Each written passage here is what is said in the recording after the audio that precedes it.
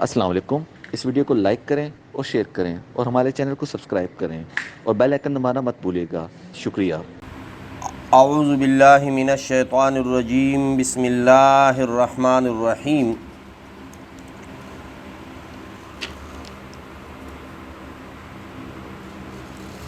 ان لوگوں کے اوپر عذابات آئے اور مختلف قسم کے عذاب آئے تو وہ مختلف وجہ سے آئے۔ کبھی تو یہ لوگ مطالبے ایسے کرتے ہیں کہ ہم اللہ کو دیکھ لیں سامنے، یا جو ان کو کہا جاتا ہے کہ ایسا کرو گے وہ کہتے ہیں بالکل ہم کریں گے۔ جب وقت آتا ہے تو اپنی بات سے پھر جاتے ہیں، معاہدے توڑتے ہیں۔ اسی وجہ سے ان کے اوپر کیا آئے؟ عذاب آئے۔ یا ان لوگوں نے انبیاء کو قتل کیا، عیسیٰ علیہ السلام کے اوپر بہتان لگایا اس کی والدہ پر، اور اسی کے ایک سلسلہ یہ ہے کہ بعضی چیزیں ان کے اوپر حرام ہو کر دی گئی اور وہ انہی کی وجہ سے، وہ حالانکہ وہ حلال تھی، جیسا کہ ابراہیم علیہ السلام کے زمانے سے بہت سے چیزیں حلال تھی، کچھ چیزیں حرام تھی، لیکن جب بنی اسرائیل اپنے اوپر اپنے اعمال کی وجہ سے کئی چیزیں حرام کر دی، کل الطعام کان حلا لبنی اسرائیل الا ما حرم اسرائیل علی نفسہ، کہ بہت سے سارے قسم جتنے بھی طعام کھانے کی چیزیں ہیں وہ بنی اسرائیل کے لیے حلال تھی، مگر انہوں نے خود اپنے اوپر کیا کر دی۔ اور یہ جو ان کے اوپر چیزیں حرام کر دی گئی، یہ ان کی اپنی سرکشی کی وجہ سے، یہ اپنی، اور پھر جو یہودی ہے ان کے اوپر بھی کئی چیزیں حرام کر دی گئی ان کے اعمال کی وجہ سے۔ ہر جو ناخن والے جو جانور تھے وہ ان کے اوپر حرام کر دیے گئے۔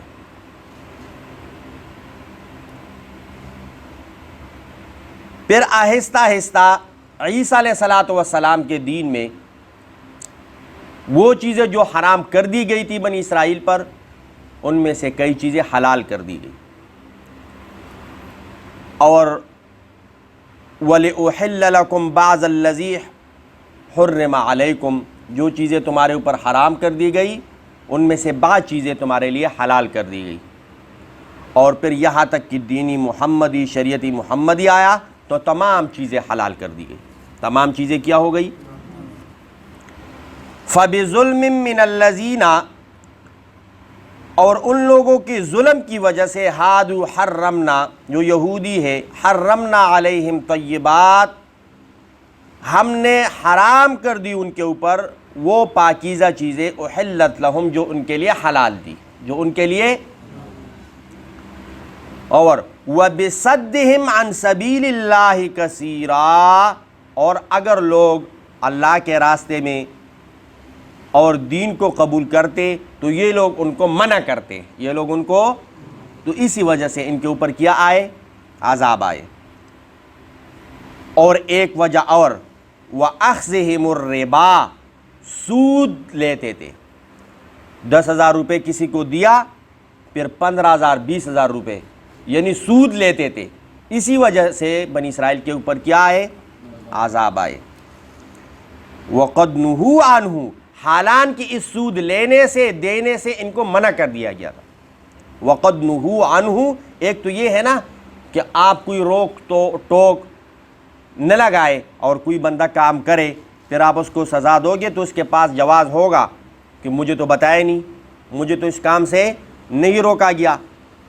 تو وَقَدْ نُهُوا عَنْهُ، ان لوگوں کو منع کر دیا گیا تھا سود لینے سے۔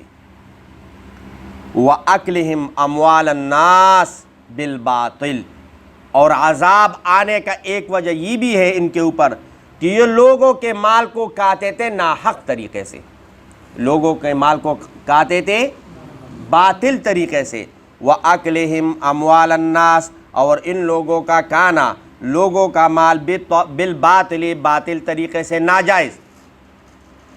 آج کل بھی جو پنڈ ہے، دیہات ہے، گاؤں ہے، وہاں پر جو چودھری ہوتا ہے وہ غریبوں نے بکریاں پال رکھی ہے، بین سے گائے بیل، وہ جب چلا جاتا ہے حملہ کرتا ہے اور جو ان کے دل کرتا ہے وہ اٹھا کے لے آتے ہیں، کوئی پوچھنے والا ان سے نہیں ہوتا۔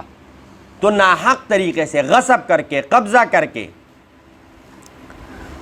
اب یہ چیزیں آپ دیکھو، بنی اسرائیل کے اوپر اجتماعی عذاب آ گیا، بنی اسرائیل کے اوپر ہو۔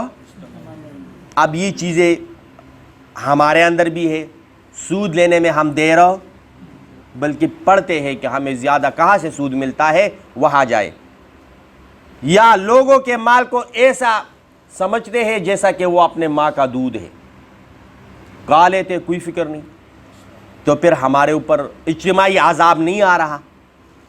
تو یہ رحمت للعالمین نبی علیہ الصلوۃ والسلام کی وہ دعا ہے کہ یا اللہ میری امت کے اوپر اجتماعی عذاب نازل نہ فرما، اسی کی وجہ سے ہماری بچت ہے۔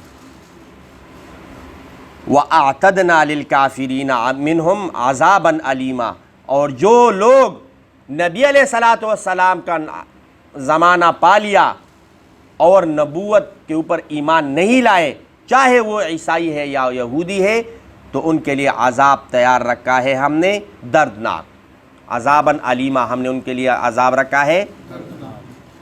لیکن بعضی سارے ایک جیسے، ہاتھ کی انگلیاں ایک جیسی سارے نہیں ہیں۔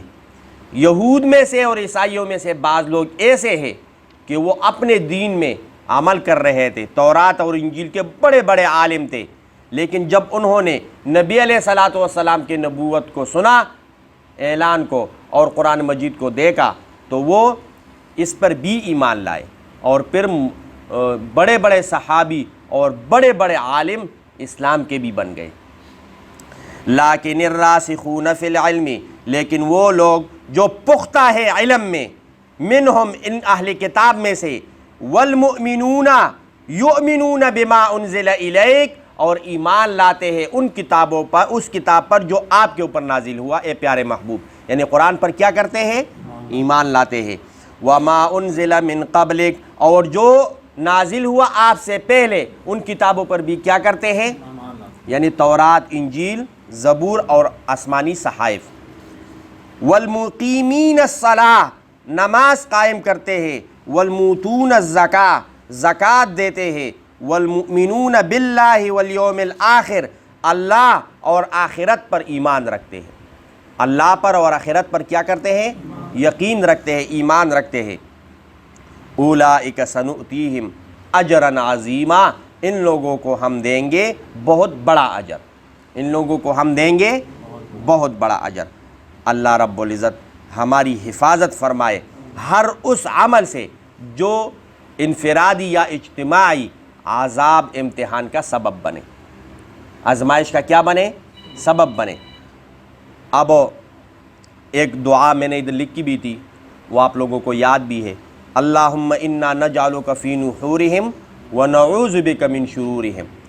صبح اور شام جس وقت آپ بیٹھے ہو، باتیں کر رہے ہو، کسی کے ساتھ مجلس میں ہو، یہ دعا پڑھ لیا کریں، کیونکہ آج کل کچھ پتہ نہیں ہے، جو آپ کے ساتھ بیٹھا ہوا ہے یہ آپ کا دشمن ہے یا آپ کا دوست ہے۔